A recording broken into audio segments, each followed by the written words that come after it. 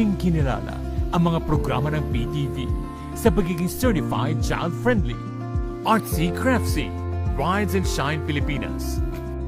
Eats Fun, The Goldenberg Concert Series, Health at Home, Code Red, Schoolmates, Pag-usapan natin with Oscar Orbos, Mike Abel Live, Public Eye, In Person, PTV Sports, Balitang Pambansa, Sentro Balita, Ulat Bayan, Patama, at Stop Bullying.